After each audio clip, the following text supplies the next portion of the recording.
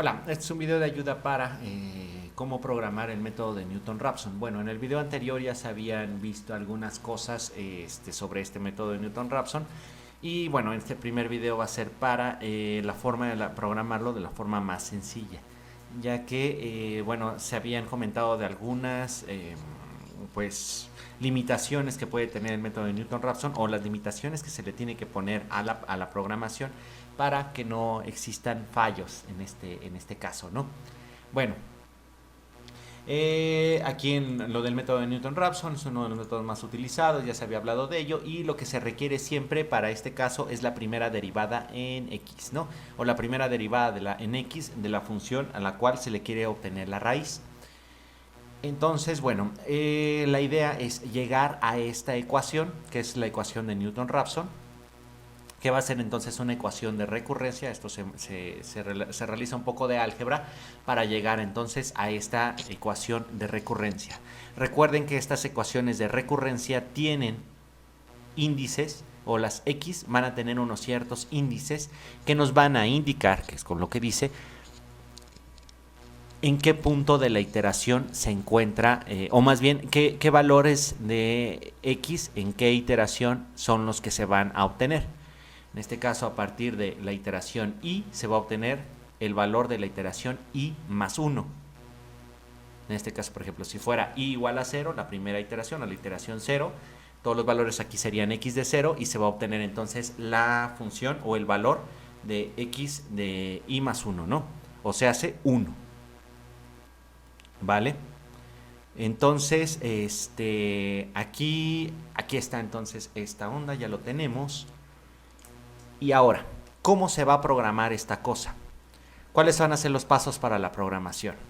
De la misma manera que ya había mencionado sobre el método de bisección, el método de la falsa posición o regula falsi, y también en la iteración simple de punto fijo, ya se van a tener dentro del programa que ya se había estado observando del método de bisección, la parte para la obtención de la ecuación, o más bien la obtención de la variable, la obtención de la ecuación, que en este caso obtener la variable simbólica, obtener la ecuación f de x, pero ahora tenemos que obtener la derivada de esta ecuación. ¿Cómo se va a encontrar la derivada de esta ecuación? Bueno, afortunadamente Python cuenta, y sobre todo con la librería esta SumPy, va a contar con ¿dónde se encuentra esta cosa? Va a contabilizar, no, este es el método de bisección completo, va a contar con una función para obtener la derivada de manera súper sencilla. Entonces, utilizando el módulo para el uso de matemáticas simbólicas SumPy, vamos a obtener aquí la derivada de la función mediante sp.diff y de x. ¿Qué estoy haciendo aquí? Bueno, sp es entonces el módulo de SumPy, que es el que se había estado utilizando, por ejemplo, para convertir esta cadena de texto o esta variable, cadena de texto que se llama variable, en un símbolo o en una variable simbólica. Esta variable simbólica, bueno, sí va a ingresar dentro de esta ecuación, una ecuación de esta, y esta cadena de texto, o como cadena de texto se va a ingresar, y esta cadena de texto entonces se simplificaba o se obtenía entonces una ecuación del tipo simbólico mediante la función mediante la función SumPy, que se encuentra en el módulo SumPy, que nosotros estamos manejando, recuerden, como sp. Venga, entonces obtenemos la derivada de la función. Se obtiene la derivada de la función mediante esta función diff, que está en el módulo sp, y se va a ingresar entonces la función y cuál es la variable simbólica por la cual nosotros queremos derivar. O sea, técnicamente aquí estamos obteniendo dy en dx. Eso es lo que se está obteniendo, la primera derivada de esa función. Y ya, simple y sencillamente, con esto ya se tiene la derivada sin ningún problema. Aquí nada más se agrega que se muestra la derivada y también solamente como de manera ilustrativa se coloca la gráfica de esta derivada. Para obtener la gráfica de esta derivada se aplica lo mismo que se aplicó en este punto para obtener entonces la sustitución de los valores en la función que está representada por la variable y, esta de aquí. Pero en este caso, ahora lo que vamos a hacer es utilizar esta y derivada, que también es de tipo SumPy, o sea, es una variable simbólica. Aquí está. Y se va a sustituir entonces en x, en la variable x, ciertos valores. Después se hace la evaluación. Esto entonces, estas cosas de aquí siempre se van a colocar cuando se quiera sustituir una constante o una variable en una de las funciones de tipo simbólico. Ya simple y sencillamente, para asegurar que estamos trabajando con números de coma flotante o de punto flotante, que coma flotante suena muy español. Bueno, no, también hay algunos otros lugares en donde lo llaman así, ¿no? Pero bueno, van a ser los números de punto flotante, o sea, los números decimales, y que no exista ningún error en el programa, ¿sale? Ok, y entonces ya nada más realizado esto, se puede graficar y observar. Vamos a ejecutarlo. Ingrese la variable. Por ejemplo, vamos a seguir trabajando con este ejemplillo de aquí, que sería e a la menos x.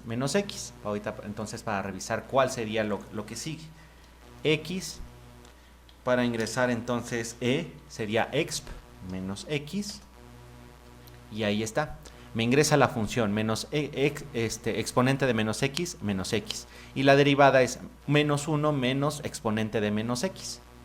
Y ahí está su gráfica, tanto de la función exponencial como de la derivada. ¿Ok? Entonces, después nos está diciendo que hay que aplicar el algoritmo con la ecuación xy de más 1 igual a xy. Y esto es muy similar entonces a la iteración de punto fijo. Va a ser, y también de bisección y de las demás. Se está tratando entonces de una ecuación que nos obtiene, o que nos permite obtener más bien, casi que obtiene por nosotros, los valores o el siguiente valor que se debe el siguiente valor que se va a aplicar. Bueno, no sé cómo llamarlo ahí o cómo tratarlo. El siguiente valor en la evaluación. Algo muy similar como lo que había pasado en la iteración de punto fijo, que este valor, mediante esta ecuación de recurrencia, es para el siguiente, para que se pueda evaluar ahora con el siguiente. Lo mismo va a suceder entonces con este caso,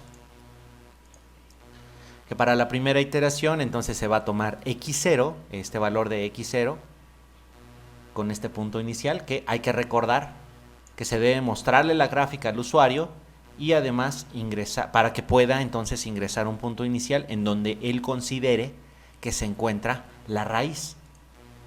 ¿Ya?